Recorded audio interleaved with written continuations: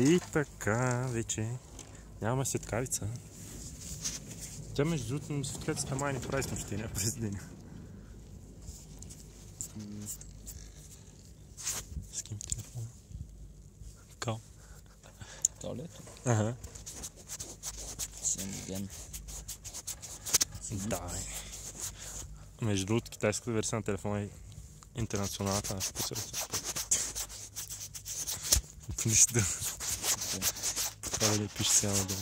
Китайската версия не е шипът със сега надолу. Но може да се смениш, разбираш. Да. Това ли всичко е еднакво? Или? Ами, Cyanogen е така оптимизирана версия. Да, но не ли всичко в хардуер е еднакво? Да, абсолютно.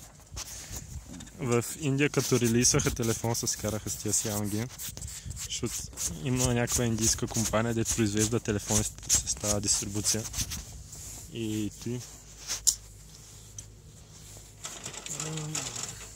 те като веднага като се релиснаха телефона в Индия и веднага в съда, разбираш, някакво дело, не знам си какво, ще ползват Cyanogen. Скарали са тотално с Cyanogen. И повече такъв телефон няма сега.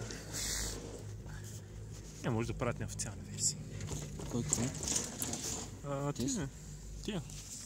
Сега гледате моя фейс. Гледайте малко клипчета. Природа, правите.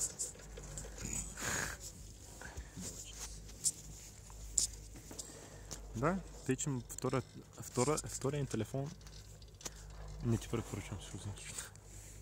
Ще банят. С какво се взема? Ами, в момента има много яки Sony. Asus някакъв телефон ще кажа. Asus не ди. Не се специализирам в тази насока. Вземи си някой Sony. Sony-та в момента... Искаш да ти е пак малък телефон, нали? Не че трябва голям че... Да не е над 5 инча, човек. Да.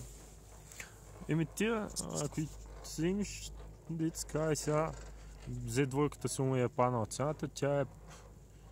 Когато има Z2, още като твой телефон. Ама не, Lenovo. Sony. Sony? Премиум версията е водоустойчив. Там 13 или... Не, май се 13, да, не е 16. Но водоустойчив, компакт, в смисъл той си е компакт, се говори модела. 4,3 нещо, това са 4,5. Батерията. Яки характеристики. Май има доста батерия като цяло. Не знам, принципно и те много малко куцат като дистрибуция на Android, но трябва погледна. Може и Z3 си вземеш. Те сега ще релизват Z4-ката и ще падне цената.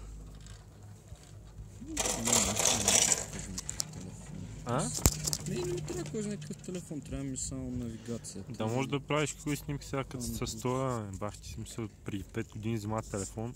Сега ако си вземеш нов, какъв да е човек, ще е много възле от това. Като снимки.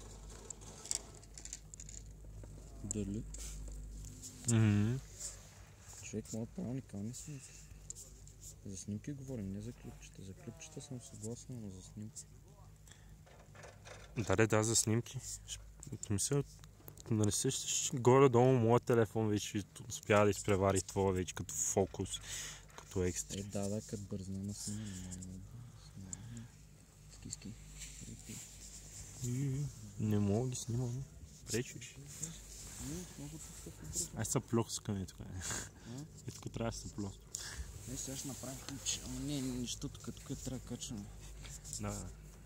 Не, между другото, май на места успява да се изравнят, да скачат горе.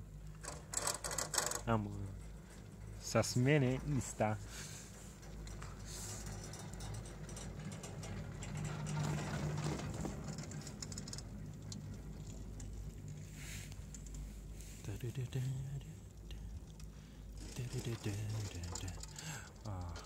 Вече обаче почна да чувствам доста като въртя на пети на задница. Почвам усещам кога имам право да го направя, кога не. Не знам, ти има ли моменти, в които просто не решаваш, че не е времето да го направиш това. Да. Защото усещам, че или ще влява в коловоз, просто ще сипе директ напред. Или ще се такова като талпа. Да. Съвъргана. Има на пистата, примерно като се пуснеш Не кантиш напълно, защото тръгнеш ли да кантиш напълно, си паднал и в един момент просто знаеш кога да спреш, пускаш надолу, засилваш се повече. Така прекратя това.